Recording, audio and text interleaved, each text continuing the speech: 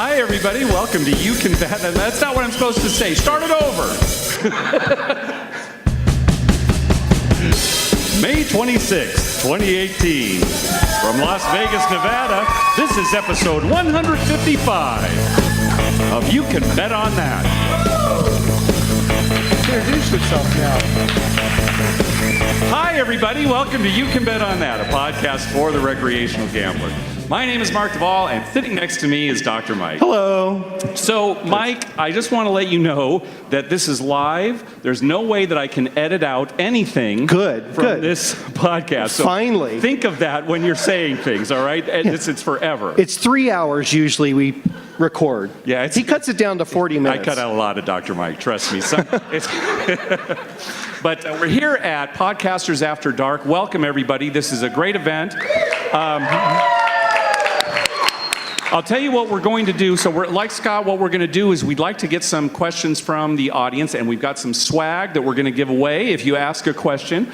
We've got these beautiful You Can Bet on That shopping bags that will make you look stylish when you're walking down Rodeo Drive. And we've got these little magnets here, too, that'll make you look stylish when you put it on metal things on Rodeo Drive. So please start thinking about your questions right now, because we don't have a lot of content otherwise. So for those of you who are listening to this podcast, not live, just listening to the podcast, Scott Robin just did his podcast, Vital Vegas. And one of the things he was talking about is that when he wins a jackpot of, say, he was saying $1,600, everybody's coming up to him and saying, oh, congratulations, that's great, good. But when, he said, where were they when I was losing the $8,000 to get to that point? So we thought of a great suggestion. Yeah, we've got you covered here, Everybody Scott. should do this now. Just go through the casino, and when you see people playing, and maybe they've played a little bit long, you just go up to them, I'm sorry for your loss. Right? Yeah, right. I'm sorry for your loss. Yeah. If they've had a recent death in the family, it's fine. Right. If they're losing, it's fine. Right? We were even thinking maybe get greeting cards that say sorry for your loss. Maybe you don't even have to say anything. Just, yeah. There you go. You just walk around and put them on chairs. That's right. So do that. So one of the reasons we want to get some questions here is, if you remember a while back, we had a caller who was called into our hotline and was very angry that Dr. Mike and I didn't actually answer the phone. He was upset. He had some questions, some gambling questions, was very upset. I think he cussed and he didn't even ask his question, and that was the end of it. So this is your chance now to ask questions. Let's tell one story while we're waiting. So we're playing at Harrah's here this weekend, and we're playing, Mike is playing the all small tall. All small tall, yeah. And he's got a bet for the dealers. How much did you have for the dealers? Well, I had $10 for them. On each of them? On each of them, and $20 for me. So, I mean, that's a pretty good tip for the dealers if it hits. So it turns out that I think this woman was rolling. Yeah. And, in fact, rolled them all, right? Gina was there. Gina witnessed this. Do you see? Yeah. And she did it later. The lady did it later, too.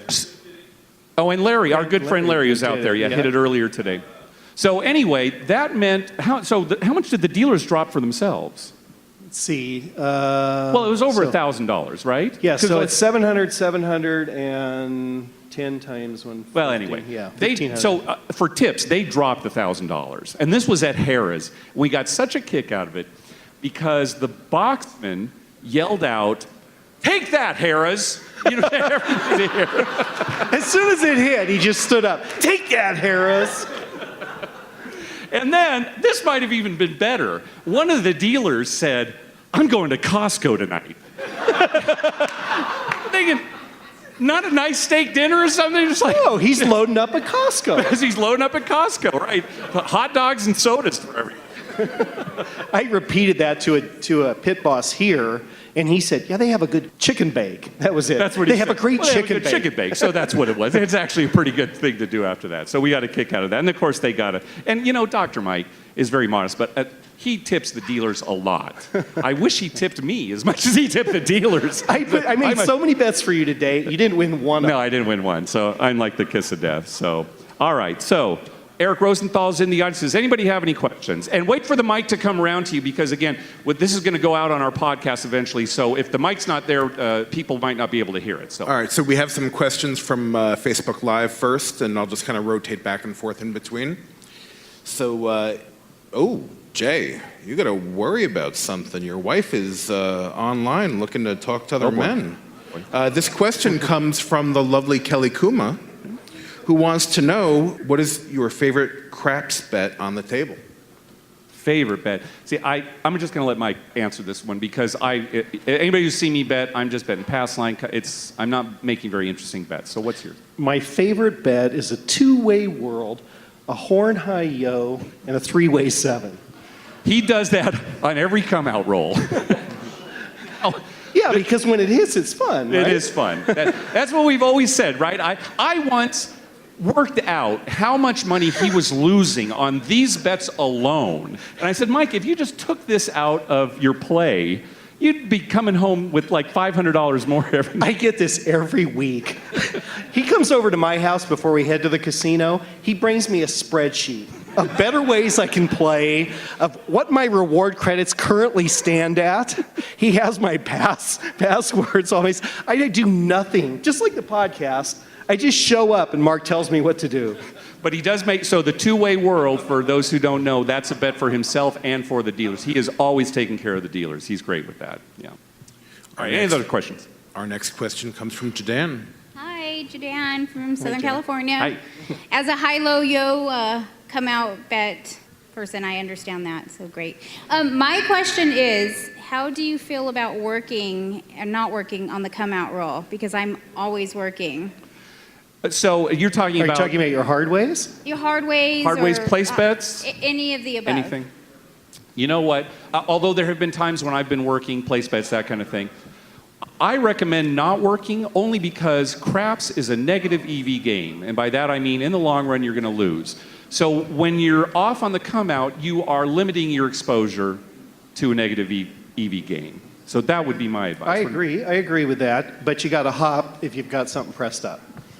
Mike? And that's not a good bet, but that's what you got to do. It's just what you do, Mark. That's true. You don't have a choice. You just do that. My hard ways are off. Now hop all the hard ways.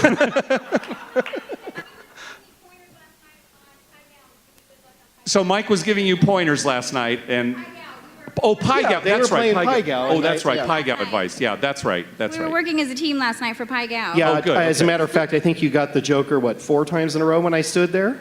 Nice. Handicap on 3 of them, but Joker handicap. Joker handicap, Yeah, yeah. that's kind of a phrase you hear sometimes Pai Gow poker players say. They say Joker handicap. That means they got the Joker, but they still have a bad hand. Like maybe the best they can do with the Joker is ace high. It's called Joker handicap, and it's stupid because, I mean, you want the Joker, but, you know. well, yeah, but 3 of her hands, she had to play a straight with no head. I mean, and one of them was like 6-7 or something on top. yeah, It was yeah. terrible. Yeah. Okay. Yeah. Okay, so the next question coming in on Facebook Live. Back again, Tim Lawson from The Better Life. As one of the leaders in the gambling community, what has it been like watching this community grow and become stronger? I'll tell you, as far as like the podcast community, since we started, gosh, 5 years ago. It's hard to believe. About 5. But the podcast community has grown, and I know all the podcasters out here will agree how supportive we are of each other.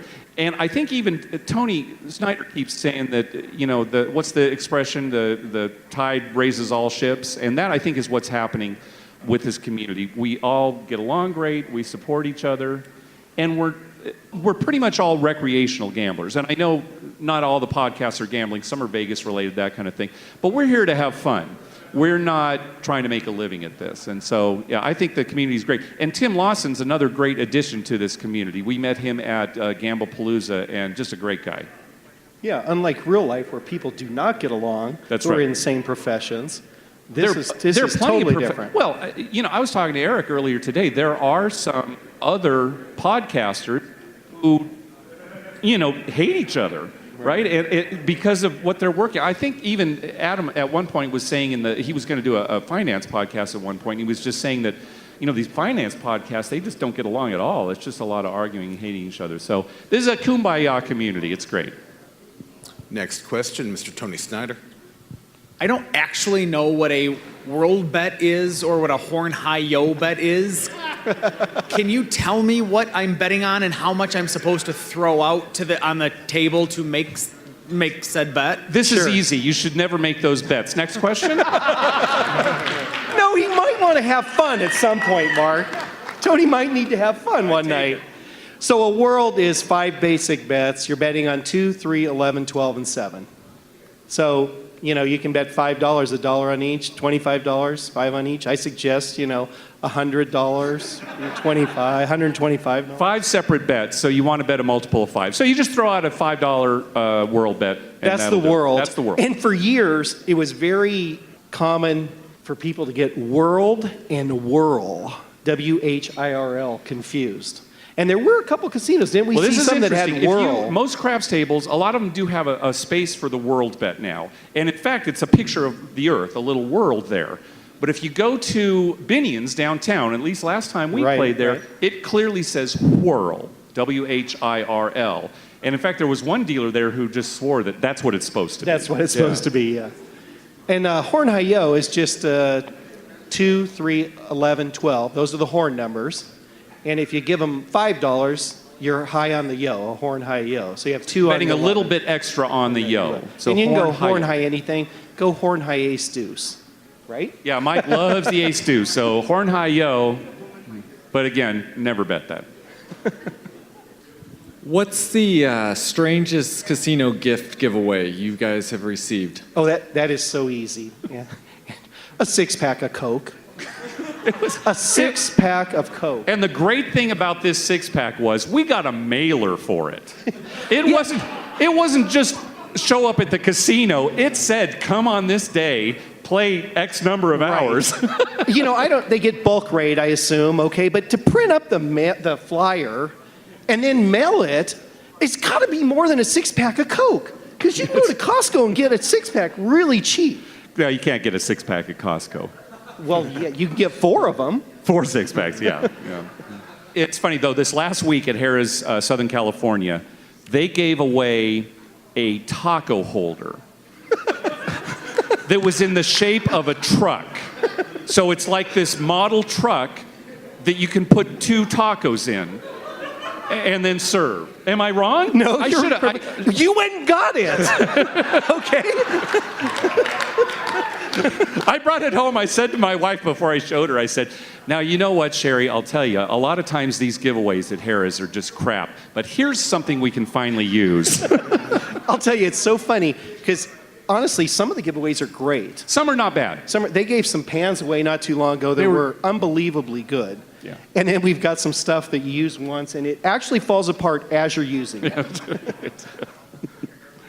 Okay, next. Are you giving prizes? You're supposed to be giving prizes to all Well, these I don't want it. people. That'll take too long. If you asked a question, come see us and we'll give it to you. So come over to our table afterwards. In the order. Yeah. In the order you asked the question. So keep track. I'm going to play a little bit into Mark's geeky side for this question. So if Thanos snapped his fingers and craps disappeared and turned into ashes, what would be your go-to game to play at a casino, and would you find just as much enjoyment? Well, I'm assuming that in the next movie everything's going to come back, and so Craps is coming back. So it's moot. I think Doctor Strange would just take the... Well, he was has one of the ones that. Spoiler alert! He was one of the ones that disappeared. I know, but before he disappeared, they didn't show it. He actually went back in time and used what stone he has. I don't think there's any game I'd get as much enjoyment out of, but yeah, it'd probably be blackjack. Yeah, I mean, that's what I played before I learned craps. I played tons of blackjack and still do enjoy playing it. And, I learned to count using a really crappy count system, but I had fun doing that. So, yeah, it'd be blackjack. Yeah. What about you? Just real quick, before I say anything, tell him about the guy on the strip today, Which one? the preacher. Oh, I'm not going to Yeah, tell him that. That relates to his question. This is stupid, but great. Thanks for making me say this. So out in front of, I think it was like between Paris and Planet Hollywood, there was a preacher out there who had a microphone, and he was saying, repent and stuff like that. And one of the things he said was, repent and go back to your first love. And I said, He turns to me, it's blackjack?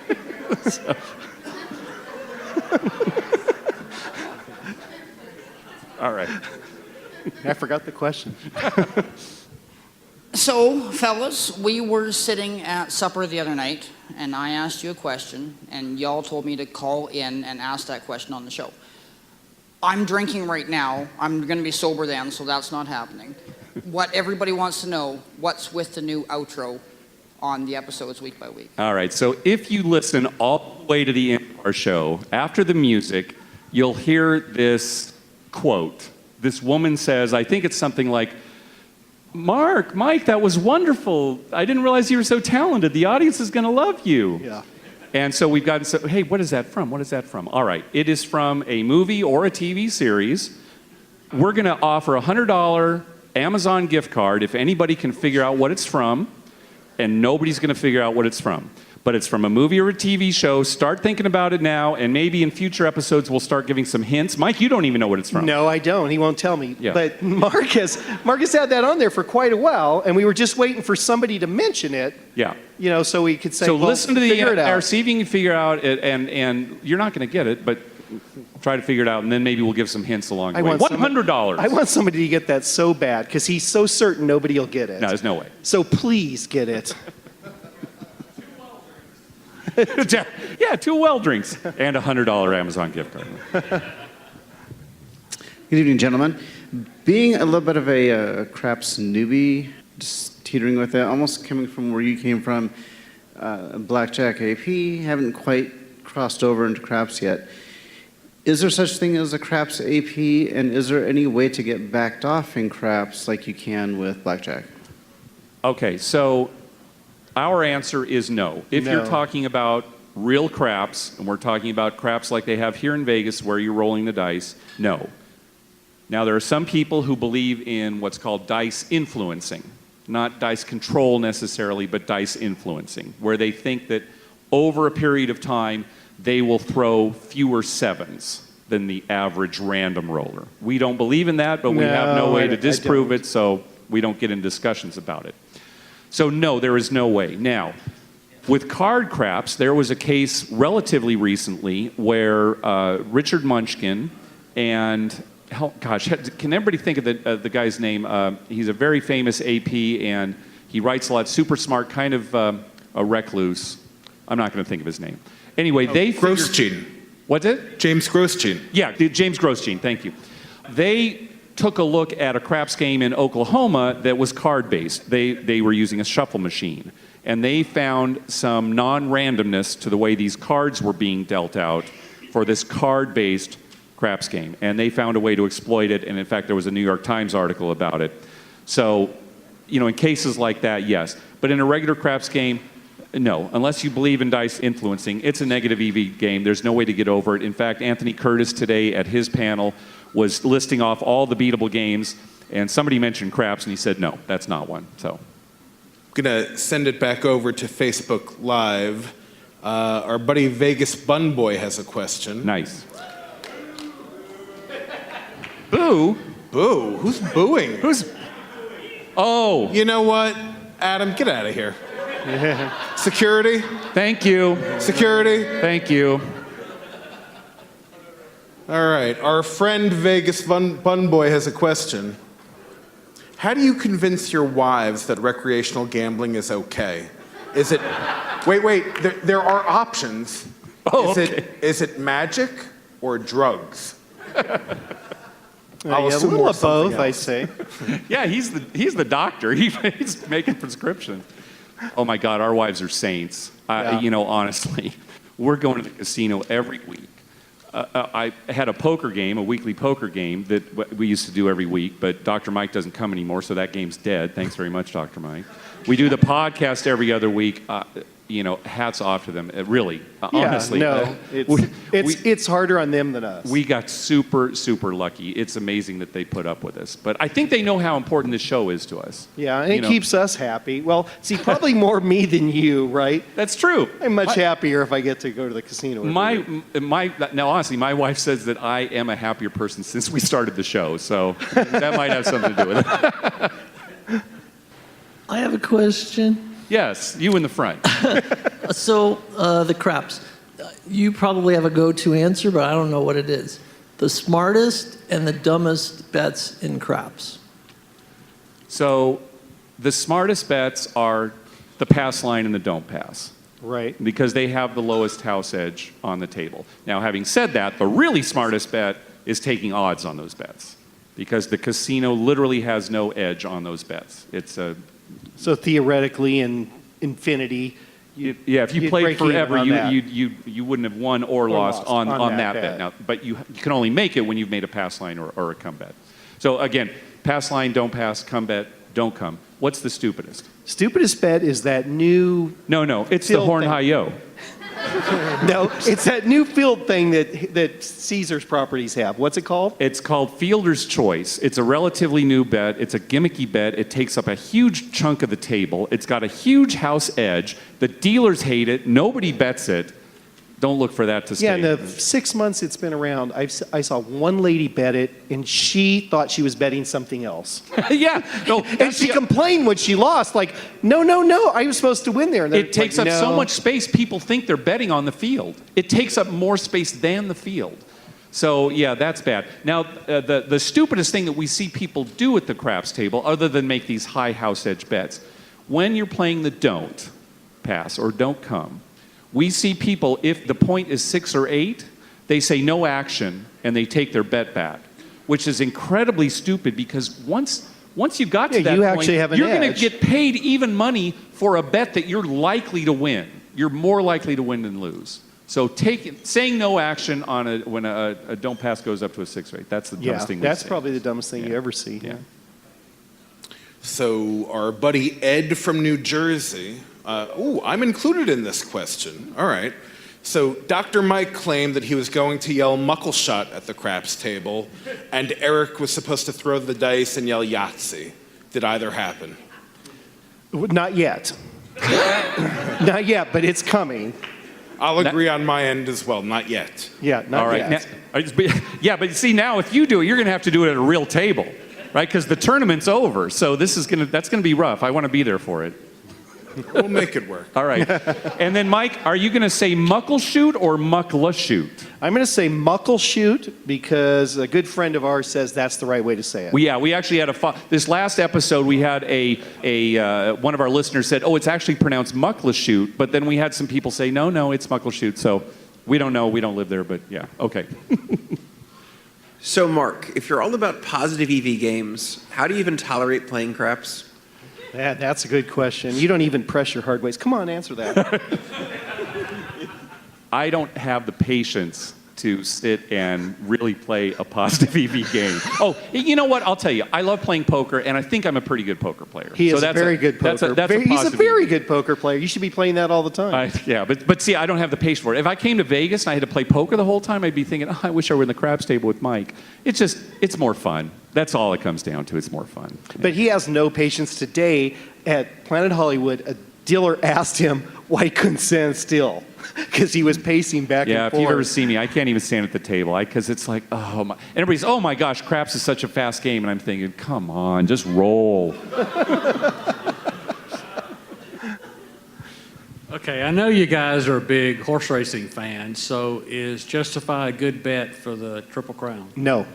We don't think so, but prove us wrong. I think we talked about in the last show, if you saw the Preakness, he won. I mean, he easily won, but there were some horses that were coming up at the end there, and we're thinking the distance for the Belmont, no, he's not a good bet. And they always put a few horses in at the Belmont that are distance runners that specialize Right, it's not in like that. all the same Right. horses run in all three races. You know, there are these specialized races. It's like the guy that runs 100 meters and then he enters into the 200, but there's a couple of guys that all they do is the 200.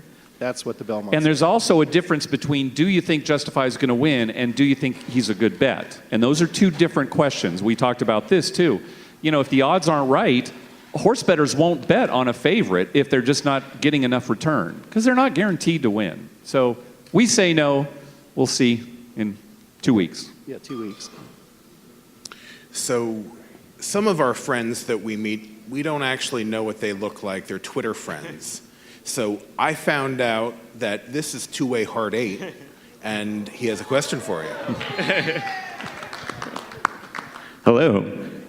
So you guys get to play on one last craps table for the rest of your life.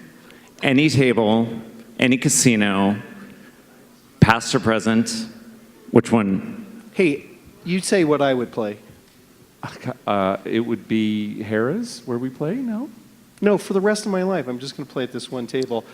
If I could go there. I don't know, the Caesar's Palace, the one, see now I don't know. Just Yeah, answer. Caesar's Palace, Oh, okay. the one we hit the fours on. Okay, so yeah, at Caesar's Palace, there is a table. If you're at the cashier and you're looking at the craps area, it's the first one on your left. Not only did we hit a bunch of fours that we had pressed up to $5,000 each, it was amazing, both of us started at $25 bets and pressed it up to $5,000, and it hit at $5,000, which was the maximum at Caesar's Palace at the time. That exact same table is where I rolled a 6-number fire bet on my birthday. So that's where we'd go. You know what? Plus, we cashed out for $40,000. That helps too. That's why we go to that table. That'd be my answer too. Yeah. And I have a question for the person who asked the question, David. Are you pretty proud of Mark? You proud of me? You're so No proud. We're at Planet Hollywood today. Not yeah, so much. exactly. I'm not Thank you. Exactly. Yeah, so Mike was putting pressure on me. Make David proud, make him proud. And I did, didn't I? Yeah, I had a good roll. All right. Next question. Hey, fellas. So is it better to bet at a table with a large crowd or a smaller group of people? It's better to bet at a large crowd for rating purposes because the game is going to move slower, but you're probably going to be rated at the same rate as if you were at a table with not as many players. Do you agree? That's 100%. However, we always like to go to a table that's empty because we can't stand those slow rolls. Yeah, and talking about me not being patient, we go to empty tables. But really, it's better to go to full table, not because you're more likely to win, but because you're going to get rated better for less amount of playtime. Right. Hello, for Gamblepalooza, you had mentioned, Dr. Micah, about a basic strategy. Just for Keno, what you'd like to play, it really flew over my head. What is that? 2, I'd like to say thank you for always being approachable at all of these events and enjoy it. 3, where are you guys going to play tonight? Okay, for Keno, because $20 bills are so easy to pull out of my pocket, I like to play a $15 20 spot. They have the 20 spot special. I put $5 on that. $5. And then I play $15 on a 4-way ticket where all the combinations of 4 numbers. So I pick 4 numbers, all the possible combinations, all the 1s, all the 2s, all the 3s, all the 4s. That's $15 and $5 on the 20 spot. And I have had a lot of good luck. The nice thing about and it is funny, he has won a lot on the 20 spot. The nice thing about the 20 spot is you will win if you get no numbers. You'll win if you get 1 number. I think you win if you get 2 numbers. Yeah, you win if you get 2. And then the one, once you get to 3, 4, 5, 6, losers. 7, you don't win. And then, the higher ones. I'm really good at getting nothing. So I play to my strength. I get nothing out of 20 numbers. I think tonight we're just going to go down here, at least initially. We're all here. That's probably what we'll do. I think we're running kind of late here, so maybe one or two more. Actually, I have a question. Okay. So I'm going to delay this a minute. So both you can bet on that, and at the time it was Vegas Fanboy, or shared at Trippy in years past. That's right. Now, I think you guys put on a hell of a show tonight, and I don't think, like millennials, that everybody should win a trophy. So nobody knows about this. I haven't discussed this with anybody, but I'm making an executive decision on the spot. I'm going to create an award called the Zorky, and I'd like the audience tonight to decide. I'm sorry, Scott, I'm going to disqualify you. You were fantastic, but it's really just between the two of them. It's going to be a tiebreaker because if you win, then everybody has 1, and then the millennials win, and we can't let the millennials win. Okay? Would you be willing to enter into a friendly wager between yourself and now Travel Fanboy over a Zorky that I will provide? I don't know what a Zorky is. Absolutely. We'll win hands down. Yeah. There's no question. Have you heard his show? Oh, my God. Yeah, we'll do it. Yeah. All right, I think that's our time. Thank you very much. Hey, you know, Thank yeah, you. thanks. And hey, I'll tell you what, how professional, how fantastic is Zorkfest? Man, when we got here, I mean, just unbelievable. A lot of credit to Eric and Michael Traeger. I mean, just a fantastic event. We really appreciate it. very and good. thanks to everybody at TI too.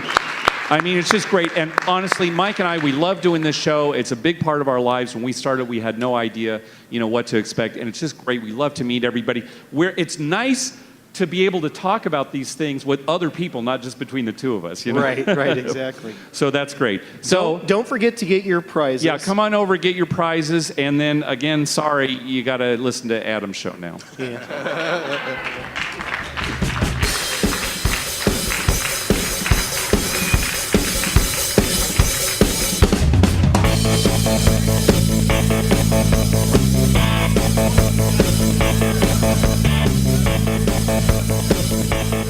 Mike, Mark, that was wonderful. I had no idea you were so talented. The audience is going to love you.